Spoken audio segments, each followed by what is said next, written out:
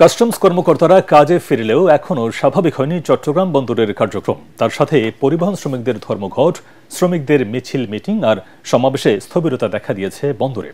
এতে তৈরি হয়েছে কন্টেইনার জট। ঈদের ছুটিতে তা আরও দীর্ঘায়িত হওয়ার আশঙ্কা বন্দর ব্যবহারকারীদের। চট্টগ্রাম থেকে আরও জানাচ্ছেন সৈয়দ তাম্মিম মাহমুদ।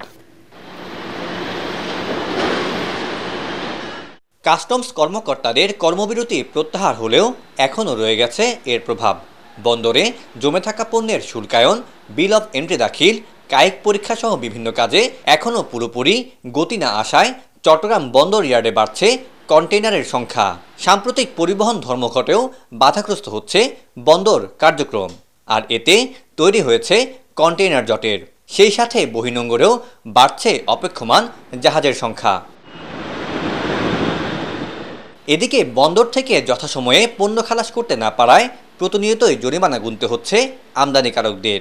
এই অবস্থায় দ্রুত পণ্য ডেলিভারি নিতে তাগাদা দিয়ে বিজ্ঞপ্তি দিয়েছে বন্দর কর্তৃপক্ষ। স্টেক হোল্ডারকে একসাথে করে একটা সিদ্ধান্ত নিয়ে বন্ধের ভিতরে কিভাবে কাজ করা যায়, কিভাবে এই জটটাকে অবসান করা যায়, সে ব্যাপারে এই মুহূর্তেই একটা সিদ্ধান্ত নেওয়া উচিত। আমরা বারবার ইনস্ট্রাকশন দিচ্ছি যারা ইম্পোর্টার এবং যারা কাস্টমস সংশ্লিষ্ট কনসার্নে আছেন তাদেরকে যাতে দ্রুত তাদের কন্টেইনার নিয়ে যায়।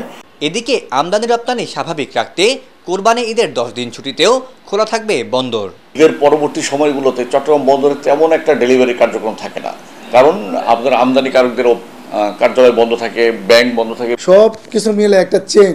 সেই চেইন যদি কাজ করে তাহলেই বন্দরে যে জটের আশঙ্কা করতেছে সেখান থেকে আমরা বেরিয়ে আসতে পারবো। বন্দরের হিসেব বলছে বৃহস্পতিবার বন্দরে কন্টেইনার ছিল প্রায় 42,500 একক, যা দুদিন আগেও ছিল প্রায় 45,400, আর বহির্নোঙরে অপেক্ষায় ছিল প্রায় 46টি জাহাজ। সৈয়দ তাম্মিম মাহমুদ, এটিএন বাংলা, চট্টগ্রাম।